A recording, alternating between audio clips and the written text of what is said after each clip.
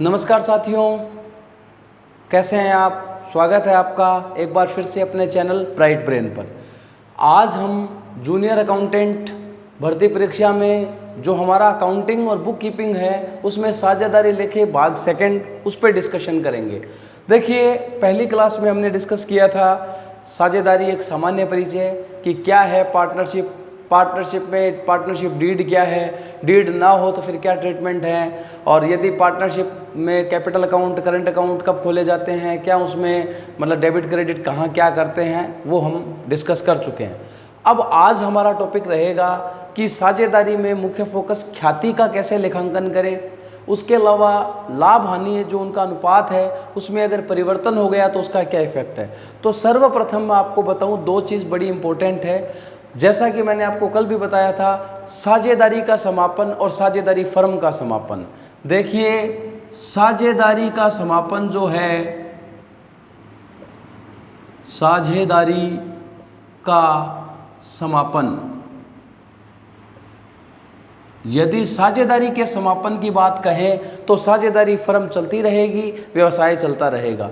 इस केस में क्या होगा, साझेदारी का यदि समापन होगा तो साझेदारी फर्म का समापन नहीं होगा, उसका क्या हो जाएगा, पुनर्गठन हो जाएगा। क्या हो जाएगा, पुनर्गठन हो जाएगा। मतलब यदि साझेदारी का समापन कब हो रहा है, साझेदार है उनमें से एक चला गया, नया आ गया, लाभ हानि अनुपात उनका चेंज हो गया, सब केस में साझेदारी समाप्त हो जाएगी उनके बीच की। मतलब उनका जो एग्रीमेंट था, डीड था, उसमें चेंज हो गया तो फिर साझेदारी का समापन उनके उस रिलेशन में जो उसका समाप्त हो जाएगा साझेदारी का। लेकिन साझेदारी फर्म चलेगी, उसका पुनर्गठन होगा। ये चीज़ क्लियर है। साझेदारी फर्म का अगर समापन हो गया तब व्यवसाय बंद हो जाएगा। ये हमने अभी तक डिस्कस किया। अब जो हमारा लाभ हानि अनुपात है उसमें अगर परिवर्तन हुआ तो साझेदारी का समापन हो गया, नया साझेदार आ गया, पुराना चला गया, कोई मृत्यु हो गई या फिर कोई शर्तों में हमने और परिवर्तन कर दिया, ये हमारा इसमें है। उसके बाद हम बात करें, कोई साझेदार है उसका प्रवेश, नया साझेदार है तो सभी साझेदारों की सहमति से उसको प्रवेश देते हैं। अब बात आती है, कोई नया साझेदार आएगा तो वो दो चीज़ों में हिस्सा लेगा। नंबर एक, भाई फर्म के जो संपत्ति दायित्व हैं उसमें भी उसका हिस्सा होगा, क्योंकि वो मालिक बन रहा है, भाई साझेदार है तो वही पार्टनर है। एक, फर्म जो कमाएगी प्रॉफिट उसमें शेयरिंग लेगा। तो दो चीज़ों के लिए वो क्या आएगा, नंबर एक, कोई भी नया न्यू पार्टनर आएगा वो दो चीज़ों के लिए आएगा। नंबर एक, कैपिटल लेके आएगा। किसके लिए लेके आएगा कैपिटल, असेट्स में। असेट्स जो है, संपत्तियां जो है फर्म की, उसमें असेट्स में क्या लेगा, शेयर लेगा, हिस्सा लेगा। उसके अलावा क्या लेगा, प्रॉफिट में क्या लेगा, शेयर लेगा, हिस्सा लेगा। तो लाभ जो है, यदि लाभ होते हैं हानि होती, उसमें हिस्सा लेने के लिए तो वो क्या लेके आएगा, गुडविल लेके आएगा। और संपत्तियों में हिस्सा लेने के लिए वो क्या लेके आएगा, कैपिटल लेके आएगा। क्लियर, कैपिटल लेके आएगा संपत्तियों में हिस्सा लेने के लिए, और लाभों में हिस्सा लेने के लिए गुडविल लाएगा। कैपिटल लाया, जाहिर सी बात है सामान्य प्रविष्टि क्या होगी, व्यवसाय में आ रही है कैपिटल, तो कैश अकाउंट डेबिट। अब कैपिटल, पार्टनर कैपिटल आ रही है यहाँ, क्योंकि मालिक ज़्यादा हो गए, तो फिर cash account debit to partner capital. कौन सा पार्टनर है, नया आया है, वो लेके आ रहा है, तो उसके कैपिटल अकाउंट में तो हम क्या कर देंगे, भाई पार्टनर का जो कैपिटल अकाउंट है उसमें तो क्रेडिट हो जाएगा। ये चीज़ क्लियर है। और जो हम कैश लेके आ रहे हैं या बैंक में लेके आ रहे हैं तो कैश बैंक अकाउंट में वो डेबिट हो जाएगा टू जो भी पार्टनर है। ये एंट्री हो जाएगी, ये इनकी एंट्री की पोस्टिंग हो जाएगी। और गुडविल लेके आ रहा है तो गुडविल के लिए क्या होगा, अब यहाँ समस्या आती है। तो जो गुडविल है उस पर मैं आपको बताऊंगा कि गुडविल के लिए पैसा कैसे कैसे लेके आ सकता है। लेकिन उससे पहले मैं आपको ये बता रहा हूँ कि जब हमारा कोई पार्टनर, नया पार्टनर आता है तो वो सबसे बड़ी समस्या क्या होती है, उसकी पूंजी का निर्धारण। कि वो, जैसे मैंने बताया, पूंजी लेके तो आएगा, कितनी पूंजी लेके आए, कितना उसको लाभ में हिस्सा दें, उसके हिसाब से उसकी गुडविल डिसाइड करें।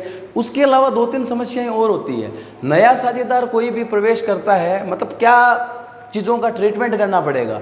पुराने जो लाभ है वो किस में विभाजित होंगे? एकत्रित लाभ है। भाई जाहिर बात है कि जिसने कमाया है उसी को मिलेंगे, नया पार्टनर तो अभी तक आया ही नहीं है, तो दिमाग लगाना ही नहीं है, केवल इतना समझना है पुराने प्रॉफिट एक्यूमुलेटेड जो वर्तमान में साझेदार थे नया आने से पहले उन्हीं में बंटेंगे। किस अनुपात में? जो वर्तमान उनका अनुपात है पुराना, पुराने लाभ पुराने अनुपात में। पुरानी संपत्तियां पुराने दायित्व का अगर रिवैल्यूएशन करना हो, पुनर्मूल्यांकन, उस पर कोई लाभ हानि हो रहा है, किस में बंटेगा? पुराने साझेदारों में। किस अनुपात में? पुराने अनुपात में। यहाँ ये 2-3% हो रहे हैं। फिर बता रहा हूँ, यदि नया कोई साझेदार आ रहा है उस समय एक्यूमुलेटेड प्रॉफिट है, मतलब संचित लाभ कोई भी हमारे पास है, संचित लाभ मेरे पास अगर कोई संचित लाभ है तो संचित लाभ किस में? Old ratio in old partners. Clear? संचित लाभ old ratio in old partner. Revaluation अगर कोई है, रिवैल्यूएशन उस पे अगर कोई प्रॉफिट हो रहा है, लॉस भी हो सकता है प्रॉफिट भी हो सकता है, किसमें? ओल्ड पार्टनर ओल्ड रेशियो में। खाते बनाएंगे, आगे पढ़ लेंगे, रिवैल्यूएशन अकाउंट बना के करेंगे, संचित लाभ है उनको कैसे ट्रांसफर करेंगे आगे डिस्कस कर लेंगे। केवल क्वेश्चन एग्जाम में यही आता है बहुत बार कि संचित लाभ है किसके खाते में क्रेडिट होते हैं, पुराने साझेदारों के, सभी के, या नए के, और किस अनुपात में होते हैं। कई बार ये आ जाता है नए अनुपात में, पुराने अनुपात में, तो पुराने अनुपात में होंगे। ये चीज़ क्लियर है? चलिए, उसके बाद ये तो हो गया संचित लाभ, और ये अब समस्या हमने अध्ययन कर ली। अब बात करते हैं, नया साझेदार आ रहा है तो वो पूंजी भी लेके आएगा, उसको हम लाभ में जो हिस्सा देंगे, तो भाई लाभ में हिस्सा देंगे तो मतलब उसका कोई शेयर तो होगा ना, लाभ या जो भी पूंजी लेके आ रहा है, गुडविल लेके आ रहा है, कितने लाभों में उसको हिस्सा दे। यहाँ हमारे सामने जो लाभ हानि अनुपात में परिवर्तन हो रहा है, तो यहाँ 3-4 केस बनते हैं। इसमें मोस्ट है भाई, ये बहुत इंपॉर्टेंट है। इसमें क्वेश्चन 99% चांसेस रहता है ख्याति में पर्सन अनुपात का आता है। आपको पुराने साझेदार कहेंगे, फिर कहेगा कोई या तो रिटायर हो गया, तो फिर बोल देंगे कि जो भी पुराने लाभ है वो किस अनुपात में बटेंगे, किसी एक का हिस्सा पूछेंगे। या फिर एक नया साझेदार प्रवेश लिया, आ गया, अब बोलेंगे कि वो आ गया इतने हिस्से के लिए, अब कंडीशन दे देंगे कि वो हिस्सा किससे ले रहा है, एक से ले रहा है, दोनों से ले रहा है, उनके हिस्से का ले रहा है, उस हिसाब से उनका नया अनुपात पूछेंगे। या तो नया पूछेंगे सबका, या फिर किसी एक पुराने साझेदार का त्याग और फायदे का अनुपात पूछ सकते हैं। तो फायदे का अनुपात तो कब होगा भाई? फायदा तो तभी होगा ना जब कोई आदमी रिटायर हो रहा है, उसकी वजह से जो बेनिफिट हो रहा है, तो वो हम आगे डिस्कस कर लेंगे। फायदे का अनुपात क्या होगा, त्याग का क्या होगा, अभी इतना सफिशियंट है हमारे लिए। 3-4 केस हैं लाभ हानि अनुपात में परिवर्तन। नंबर 1, नया साझेदार आया, नया साझेदार आया, मान लीजिए ये ए और बी है, ए और बी ये ले रहे हैं 3:2 में बांट रहे हैं। ए और बी 3:2 में लाभ हानि बांट रहे हैं, तो ए का हिस्सा कितना? 3/5। बी का कितना? ये ए का 3/5 और बी का कितना? 2/5। अब नया साझेदार सी आ गया। कौन आ गया? सी आ गया। ये कह रहा है कि सी को हमने 1/4 हिस्सा देना है, बस लाइन में केवल कुछ नहीं का बोल रहा है। ए और बी अपने लाभ हानि को 3:9 में बांटते हैं, सी नया आया उसको 1/4 दिया, केवल इतना कह रहा है। तो आपको दिमाग लगाना है, सी को 1/4 मिल रहा है, ये नहीं कह रहा कि सी 1/4 किससे कितना ले रहा है, बस सी को 1/4 मिल रहा है, तो फर्म से ले रहा है सी 1/4। तो हमारा टोटल प्रॉफिट 1 है, उस 1 में से मैं सी का हिस्सा, ये सी का हिस्सा 1/4 घटा दूंगा, सी का 1/4 घटा दूंगा, मेरे पास कितना बचेगा? 3/4। ये 3/4 किस में बटेगा? ए और बी में। तो ए का पहले कितना था? 3/5 था। 2 का कितना था? मतलब बी का 2/5। ये अब 3/4 को दोनों बांटेंगे, ये चीज़ क्लियर है। तो सी का जब 1/4 गया, सी का 1/4 गया तो रिमेनिंग कितना है? 3/4। तो ए के लिए कितना बचा? पहले ए ले रहा था 3/5, अब ये 3/5 किसका ले रहा था? पहले 1 में ले रहा था, लेगा बिल्कुल 3/5 ही। कितने हिस्से में? अब बचा इनके लिए कितना है? 3/4 बचा है, तो ये 3/4 केवल 3/4 का 3/5 लेगा ए, और बी जो है वो 2/5 किसका लेगा? 3/4 का। इनका जो आता है वो इसको हम क्या कर देंगे सॉल्यूशन 9/20 और यहाँ हम कर देंगे 6/20। इसको सोल्व करोगे, ज़्यादा इस पर बहुत अगर पूरा करेंगे तो केवल समझने के लिए है। 3 3 9 5 चौके 20, 3 2 6 5 चौके 20, 9/20 6/20। सी का मैंने 1/4 बोल ही दिया क्योंकि वो 1/4 ले गया। अब चूंकि ये 20 है तो इसको बराबर करेंगे तो दोनों अंश और हर को 5 से गुणा कर दें, मल्टीप्लाई 5, ये 5/20 आ गया। तो नया अनुपात पूछ ले तो 9 6 5 आ गया नया अनुपात। ये चीज़ क्लियर है। पहला केस तो ये हो सकता है आपके सामने, देख लो भाई, समझ में आ गया।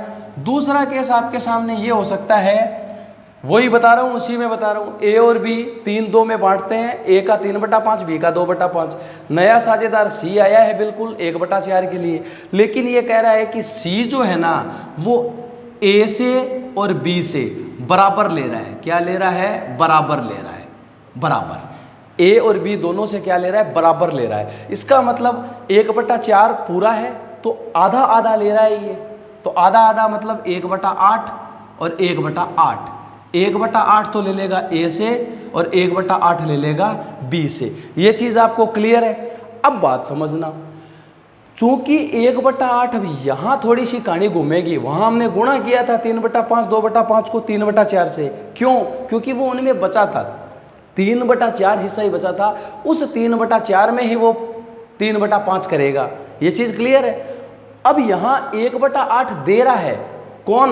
ए। 3/5 उसका पहले था, उसमें से उसने 1/8 दे दिया ए ने। बी ने कितना दे दिया? 2/5 में से 1/8 दे दिया। तो ये लेस कर देंगे हम 3/5 माइनस 1/8 और 2/5 माइनस 1/8। तो यहाँ हमारा जो बचेगा 19/40 बचेगा और उसके बाद में हमारा 11/40 बचेगा।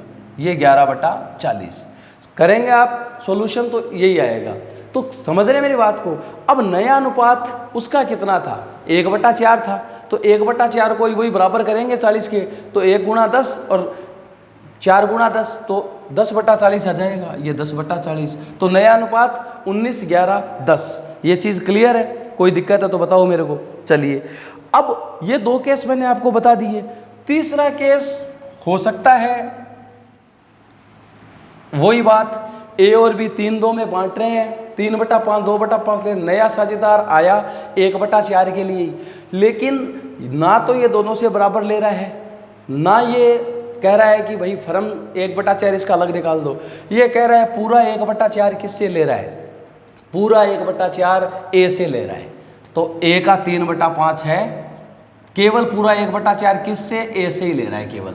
तो 3/5 में से 1/4 घटा देना और 2/5 में से कोई छेड़खानी नहीं करनी। ये बी सेम रह जाएगा, ये ए। अब 3/5 में से आप 1/4 घटाओगे, लो इनका लघुत्तम 5 चौका 20, 20 में 5 का भाग 4 बार, 4 3 12, 20 में 4 का भाग 5 बार, 5 एकम 5, ये 5 चौका 20, 7/20, ये 7/20 आ गया। ये 1/4 था सी का, ए का तो आ गया 7/20, बी का 2/5 है, बराबर करना है 5 चौके और 2 चौके 8, 8/20।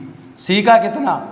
ए का 7/20, बी का 8/20 और सी का 1/4 था। 20 के बराबर करना है तो 5/20 आ जाएगा, क्योंकि 5 से गुणा कर देंगे, 7 8 5 हो जाएगा।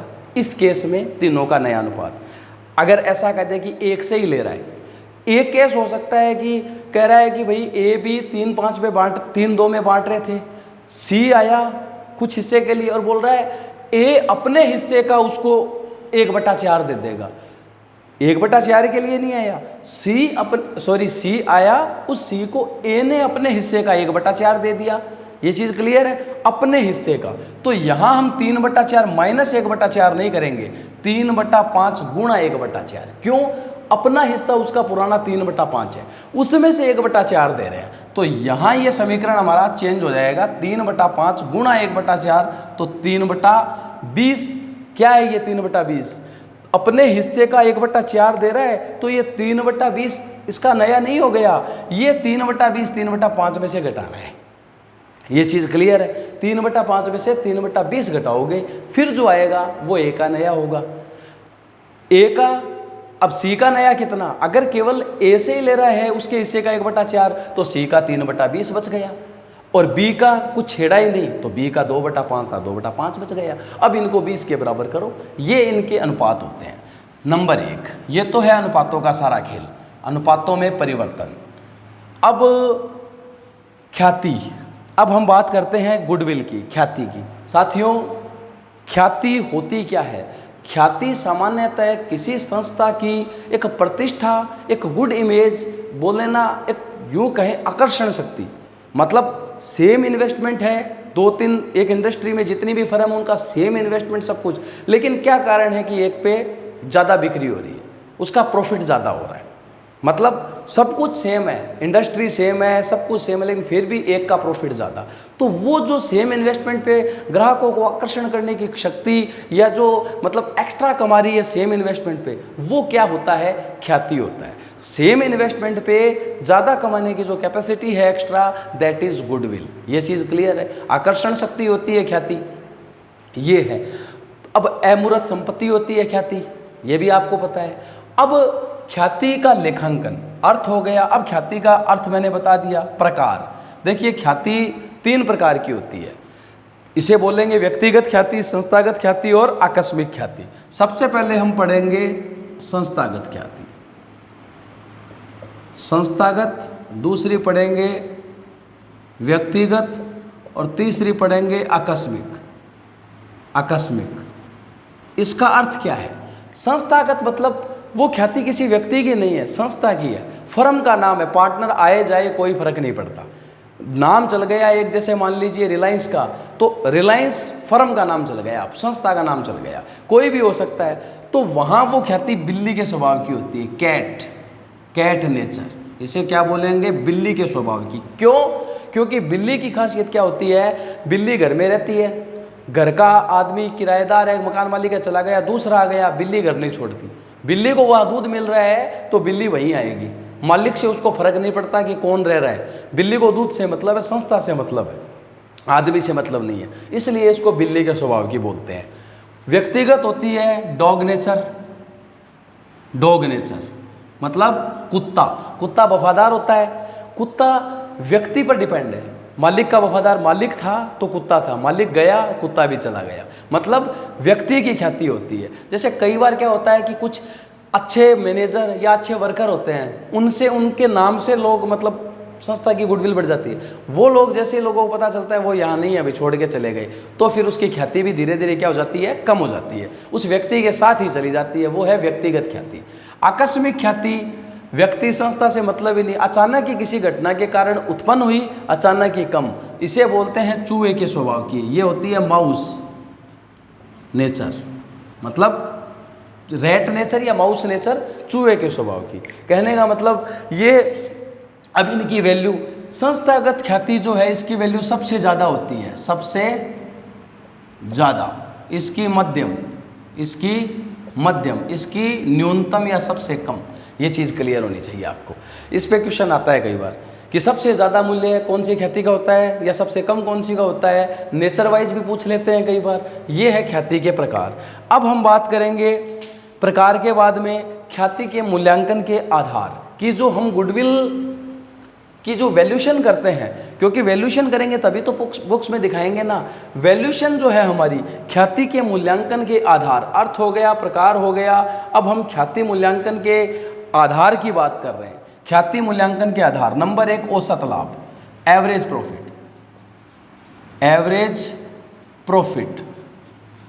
प्रॉफिट होता क्या है? देखिए, एवरेज प्रॉफिट का मतलब है सामान्य जो लाभ हो रहा है, अगर उसमें कोई एक्स्ट्रा ऑर्डिनरी आइटम है, इनकम है तो भी हटा दो, प्रॉफिट है तो भी हटा दो। मतलब कहने का मतलब ये हुआ, कोई व्यापारिक विनियोग नहीं है, गैर व्यापारिक विनियोग, उस पर आपको इनकम है तो वो सामान्यतः व्यवसाय की है नहीं, तो उसको एवरेज प्रॉफिट कैलकुलेट करते समय प्रॉफिट में नहीं जोड़ेंगे, अगर जुड़ा हुआ है तो लेस कर देंगे।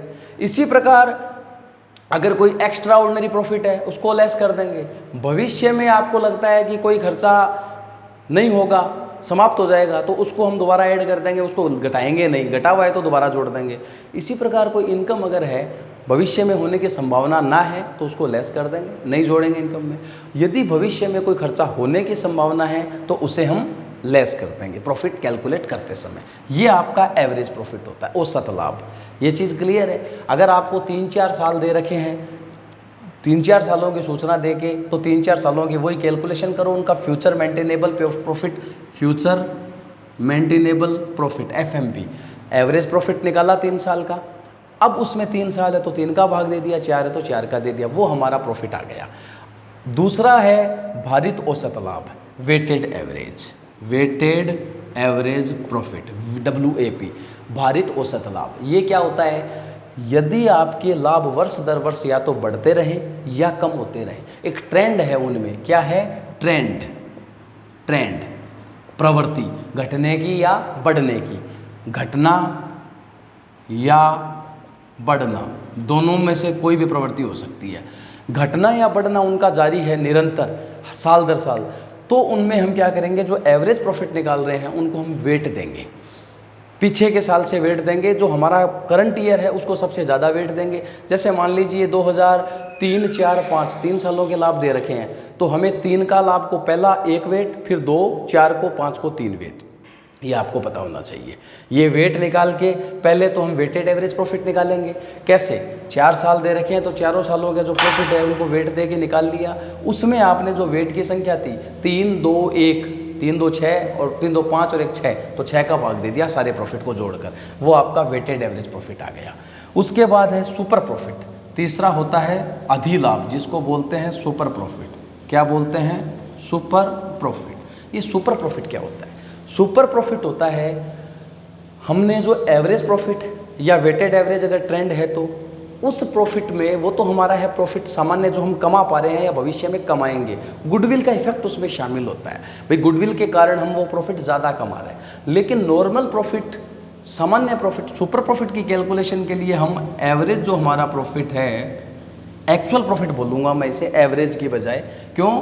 क्योंकि वास्तव में जो लाभ हो रहा है वो मुझे एक्चुअल में हो रहा है पूरे वर्ष के दौरान, तो इसे बोलूँगा मैं actual profit less normal profit. अब नॉर्मल प्रॉफिट क्या होता है?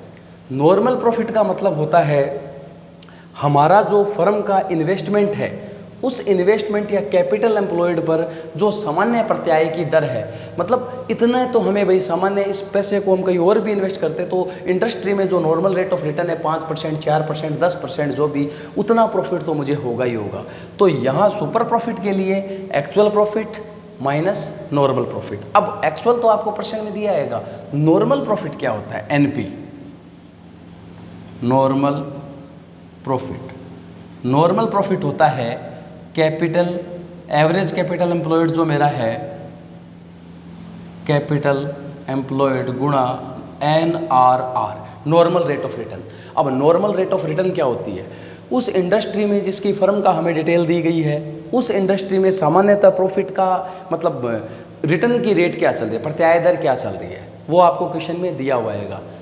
वो उसको गुणा किससे करना है? कैपिटल एम्प्लॉयड एवरेज, जो विनियोग है मेरा, कि उतना तो मैं उस पर क्या कमाऊँ, लाभ कमाऊँ, वो तो हो जाएगा नॉर्मल। और एक्चुअल में जो हो रहा है, तो पूछा जा सकता है सुपर प्रॉफिट क्या है?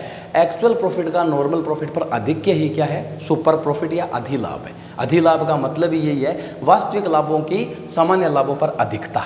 ये चीज़ आपको पता होना चाहिए, ये इसकी आधार थी। अब हम बात कर लेते हैं जो हमारे ख्याति के मूल्यांकन की विधियां हैं, ख्याति के मूल्यांकन की विधियां, मेथड्स। अब हम बात करेंगे गुडविल वैल्यूएशन की मेथड्स ऑफ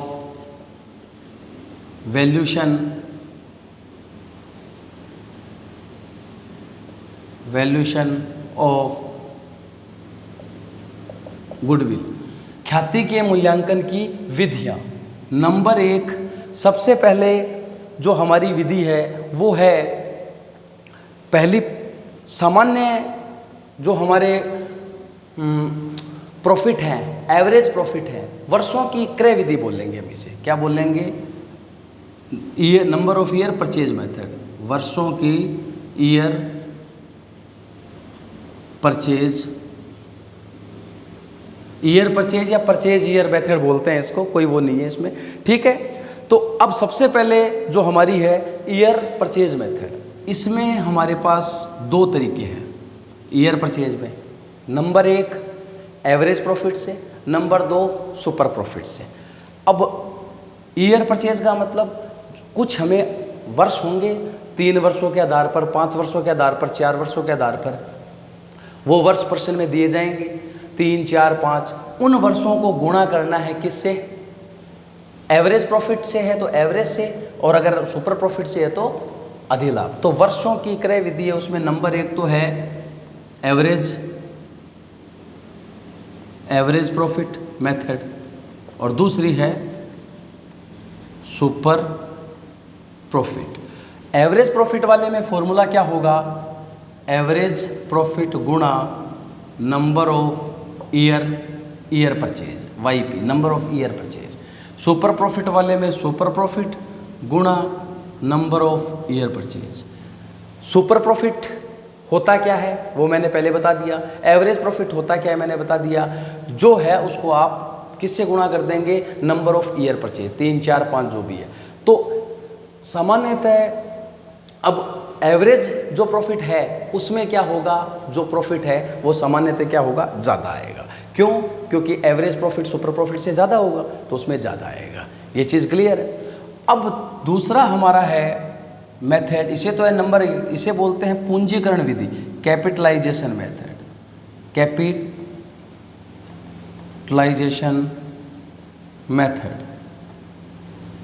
कैपिटलाइजेशन मेथड, पूंजीकरण विधि। इस पूंजीकरण विधि में क्या होगा? पूंजीकरण विधि में लगभग सेम ही है। यहाँ तो हमने वर्षों से उसको गुणा कर दिया था। पूंजीकरण में हम क्या करेंगे? एवरेज प्रॉफिट या सुपर प्रॉफिट को पूंजीकृत कर देंगे। हमें normal rate of return the जाएगी, उस पर हम पूंजीकृत कर देंगे। तो कैपिटलाइजेशन मेथड में भी वही है, A और B। Number 1 average profit method, दूसरा है वही सुपर प्रॉफिट को बेस मानकर। एवरेज प्रॉफिट को यदि मैं बेस मान के कैपिटलाइजेशन मेथड में गुडविल की गणना करता हूं तो क्या करूंगा? एवरेज प्रॉफिट बटा नॉर्मल रेट ऑफ रिटर्न गुणा 100। ये मेरा एवरेज प्रॉफिट बटा नॉर्मल रेट ऑफ रिटर्न गुणा 100, ये क्या आ गया? सामान्य जो लाभ था उसका पूंजीकरण हो गया। मतलब इतनी पूंजी मेरी लगी होनी चाहिए इस प्रॉफिट को कमाने के लिए। समझ रहे हैं मेरी बात को? NRR normal rate of return industry में 10% है, तो ये कह रहा है 10% यदि कोई इंडस्ट्री लाभ दे रही है और मुझे लाभ हो रहा है 1 लाख, तो मेरे सामान्यतः 10 लाख रुपए लगने चाहिए। अब एक्चुअल में कितने लगे हुए हैं? 10 लाख से कम लगे हुए हैं, तो जो ज़्यादा कमा रहा हूँ वो गुडविल से कमा रहा हूँ। तो ये आपका एवरेज कैपिटलाइजेशन वैल्यू आ गया। उसमें से ये जो आई वैल्यू उसमें से लेस करूँगा मैं गुडविल के लिए। तो इस मेथड में अगर मुझे गुडविल निकालनी होगी, गुडविल, तो ये जो मेरा एवरेज प्रॉफिट ये जो आया था ना, एवरेज प्रॉफिट बटा NRR गुणा 100, इसमें से माइनस कर दूंगा मैं एक्चुअल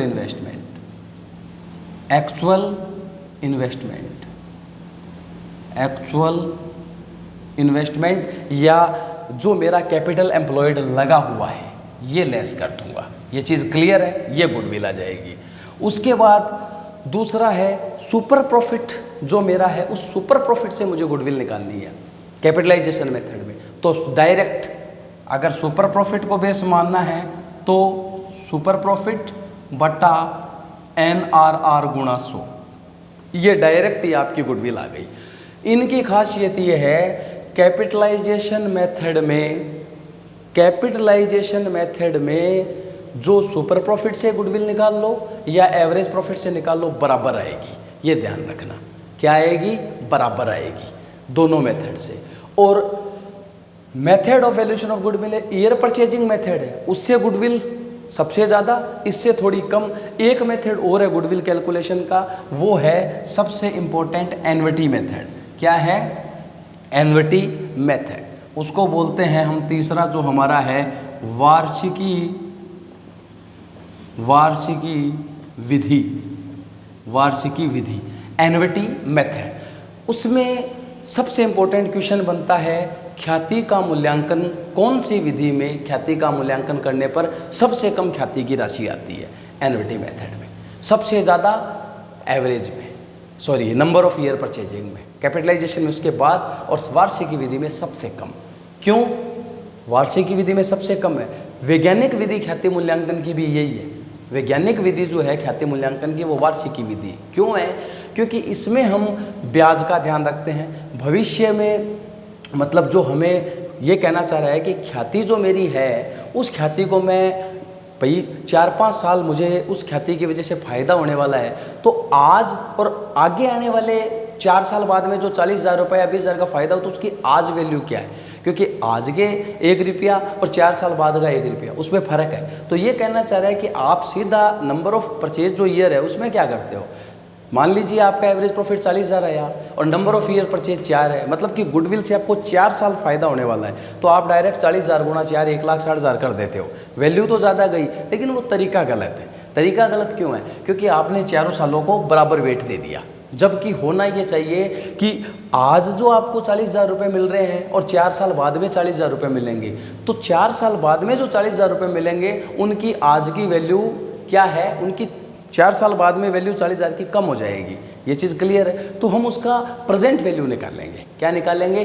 1 रुपये का जो ब्याज दर दी हुई है हमें उस पर टाइम वैल्यू ऑफ मनी से प्रेजेंट वैल्यू निकालेंगे। तो फॉर्मूले की कोई ज़्यादा दिमाग नहीं लगाना, बस बहुत है, हमें प्रेजेंट वैल्यू निकालनी है, मतलब वर्तमान मूल्य निकालना है आज उसका। यदि 1 रुपये है तो उसका आज 1 रुपये का क्या वैल्यू हो, फिर उस प्रेजेंट वैल्यू जो 1 रुपये का एनवीटी मेथड से आया है, मतलब 1 रुपये का 1 साल का, फिर उसी को कम्युलेटिव करते हुए 4 साल का कंपोजिट प्रेजेंट वैल्यू आ जाएगा। उससे हम किसको गुणा करेंगे? समझ रहे हो मेरी बात को?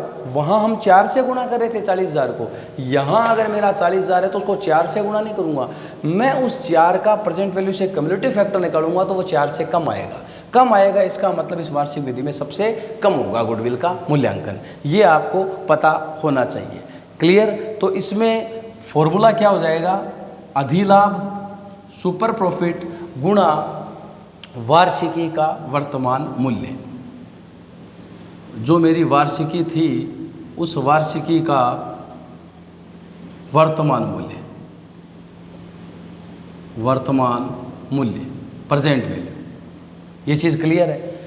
सुपर प्रॉफिट गुणा जो मेरी एनवीटी है प्रेजेंट वैल्यू ऑफ एनवीटी, मैं इसको प्रेजेंट वैल्यू ऑफ एनवीटी भी लिख सकता हूँ। प्रेजेंट वैल्यू ऑफ एनवीटी गुणा सुपर प्रॉफिट, ये है, इतना ही है बस। ये 3 विधियाँ हैं निकालने की गुडविल। गुडविल के आधार average profit, super profit, normal profit, weighted average profit कहाँ काम में लेते हैं, ये हमने आज काफ़ी डिस्कस हो गया। अब नेक्स्ट क्लास जो फाइनल होगी उस पर हम डिस्कशन करेंगे ख्याति का जो लेखांकन है। ये तो हो गया वैल्यू। अब लेखांकन पुस्तकों में कैसे दिखाएंगे? तो पुस्तकों में दिखाने का कोई बहुत बड़ा नहीं है, इतना ही है। शॉर्ट में थोड़ा बता ही देते हैं आपको इसी वीडियो में कि ख्याति का जो पुस्तकों में दिखाना है, तो ख्याति की रकम कैसे ला सकता है लेखांकन। अब जब हम बात करते हैं लेखांकन की, तो या तो ख्याति कोई व्यक्ति कैश लाएगा, कैश ला के पार्टनर को दे दे। नगद लाया, नगद लाया और किसको दे दी? पार्टनर को, पार्टनर्स को दे दी नगद ला के। नया साझेदार है न्यू पार्टनर, क्या किया उसने? नगद लाया और पुराने पार्टनर्स को अलग दे दी। नो एंट्री, कोई एंट्री की आवश्यकता ही नहीं। क्यों? ख्याति लाया, अलग दे दी, बात खत्म।